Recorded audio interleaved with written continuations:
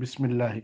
قالوا شروط الدعاء المستجاب لها 10 بها بشر الداعي بإفلاح. قالوا شروط الدعاء المستجاب لها 10 بها بشر الداعي بإفلاح. طهارة وصلاة قبلها ندم وقت خشوع وحسن الظن يا صاحي. طهارة وصلاة قبلها ندم وقت خشوع وحسن الظن يا صاحي. وحل قوت ولا تدعو بمعصية واسم يناسب مقرون بإلحاح. وحل قوت ولا تدعو بمعصية واسم يناسب مقرون بإلحاح. بدر الدين بن جماعوي شروط الدعاء المستجاب لها شرط الدعاء جابت الأشهر وسب بها إسابة بشر ويلتين الداعي نودو بإفلاح مالت kala noddirɗo ɗi malete woni haaju mum humtoto ɗaharatun laaɓal nder e boowal o salatun julde darɗe ɗiɗi qablaha nada mum ko adi ɗum o tuuba fewde Allah o nimsita waktun o eto waktu jabateɗo du'a woni feccere jamma khushu'un o yankinano Allah